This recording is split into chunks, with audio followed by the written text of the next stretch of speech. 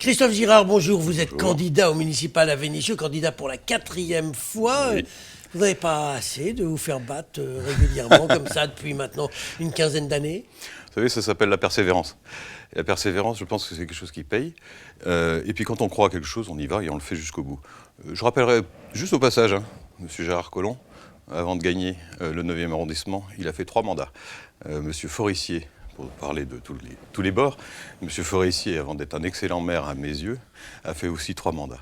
D'opposition, excusez-moi. Donc, effectivement, vous avez toujours des espoirs pour 2026 ou 2032? Non, pour 2020. Pour Le 2020. 15 mars 2020. Alors, vous portez l'étiquette LR, depuis toujours d'ailleurs. Non, je ne porte pas l'étiquette LR. Je suis investi par les LR. Je reste d'hiver droite, mais j'ai toujours été effectivement fidèle à mes soutiens et j'ai été soutenu par les Républicains, soutenu aussi aujourd'hui par le nouveau centre d'Hervé Morin, par exemple. Alors, voilà. Avoir l'étiquette, le soutien de LR, c'est pas un handicap aujourd'hui, surtout dans une ville comme Vénissieux, qui est quand même une ville où il y a une vieille tradition communiste depuis je ne sais pas combien de décennies. C'est pas un handicap du tout. Je vais vous dire pourquoi. Parce que pour moi, en tout cas dans ma vision de la politique, la fidélité n'a jamais été un handicap. En tout cas, c'est ma vision. Ceci dit, je le redis, je suis aujourd'hui d'hiver droite. Je siège au groupe Les Républicains et apparentés et d'hiver droite. Et c'est à ce titre-là que je le fais. Et avec l'indépendance quand il le faut. Il m'est arrivé de voter des choses, ne pas voter en même temps que le groupe certains points. Sincèrement, c'était vraiment marginal.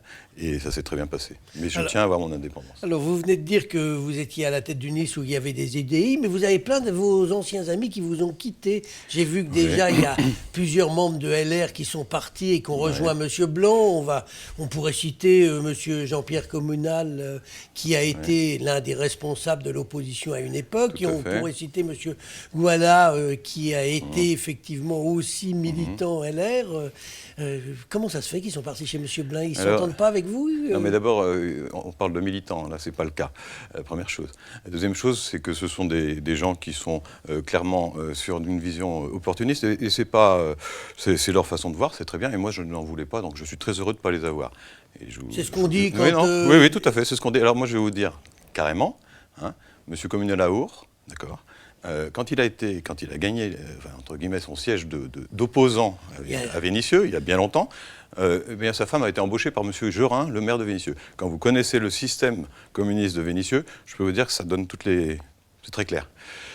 Voilà, et les autres, c'est pareil. M. Moustapha Gouya, vous le savez très bien, vous en avez évoqué par le passé, vous êtes revenu sur M. Gouya qui est tout heureux, non, pas tout en colère, pardon, excusez-moi, tout en colère contre M. Wauquiez, parce qu'il a ramené sa maman lors des élections, etc., lors des meetings, et que M. Wauquiez ne lui a rien donné. Donc ça s'appelle un gamellard, et je n'en veux pas, et je suis très heureux. Et d'ailleurs, il nous a harcelés pendant 1 an et demi pour venir sur la liste, et je peux vous dire qu'on s'en est bien gardé. Voilà.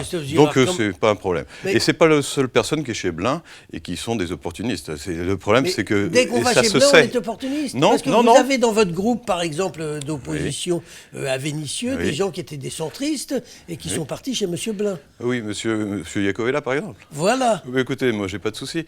Qu'il assume. D'ailleurs, vous savez ce qu'il vient de faire? Il y avait 2 centristes. Il y en a un qui vient de démissionner et qui vient de sortir de la liste de M. Blin parce que justement, tout ce que je viens de dire à l'instant, c'est-à-dire que c'est des gamellards, que ce sont des copains, ce sont des gens, des voyous même. Vous reprendrez le communiqué de presse de Mme Ouria Taguine, qui vient d'expliquer, qui vient de sortir avec fracas de la liste de M. Blin, justement en justifiant tout ce que je viens de dire avant. Vous voyez, donc ça date d'hier. Parlons un petit peu, Christophe Girard, si vous voulez bien, du fond de votre programme, de ce que vous voudriez pour Vénissieux. L'un des problèmes majeurs de Vénissieux, c'est l'insécurité. On a eu malheureusement un mort suite à une fusillade en ville il y a quelques jours. Alors non, pas un mort.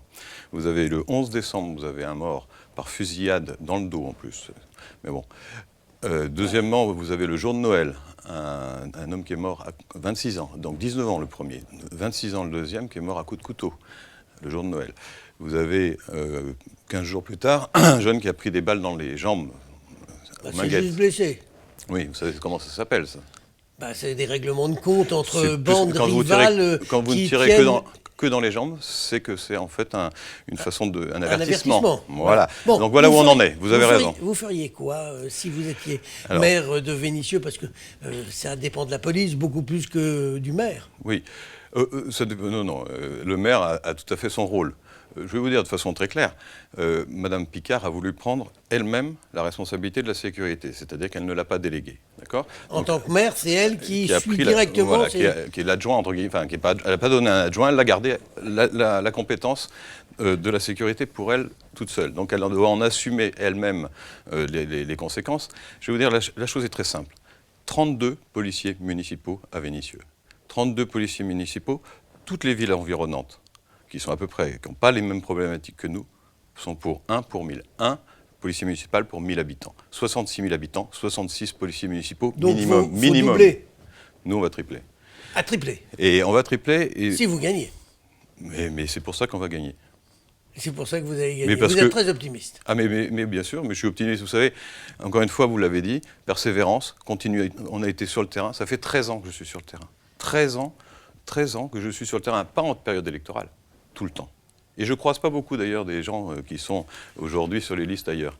Je suis sur le terrain, au quotidien, depuis 13 ans.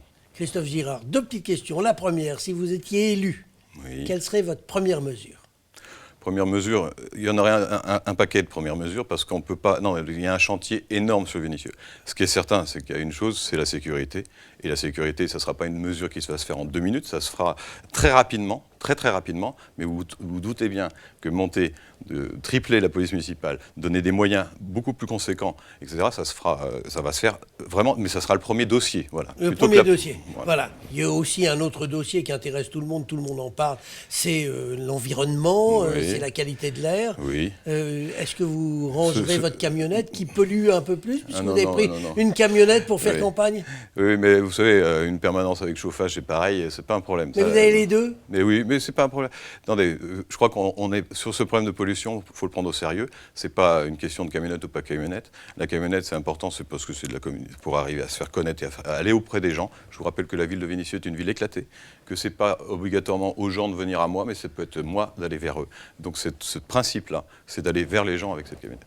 Donc c'est pas le sujet, vous êtes d'accord avec moi, que c'est pas le sujet. Par contre, effectivement, vous verrez, ça, mon programme aujourd'hui, il n'est pas diffusé. Aujourd'hui, ce qu'on diffuse, c'est un petit livret qui s'appelle Alerte rouge, qui est très important parce que c'est... Qui fait le point sur les problèmes de la ville. Fait le point sur les problèmes de la ville parce que quand on veut répondre à un problème, il faut déjà commencer par bien le poser, le nommer et avoir le courage de le nommer, ce que j'ai fait, et je suis allé loin. Et nous aurons dans quelques semaines, j'imagine, vos propositions détaillées. Tout à fait, début février. Début février, rendez-vous début février pour les habitants qui trouveront vos propositions. Christophe Girard, je vous remercie. Merci.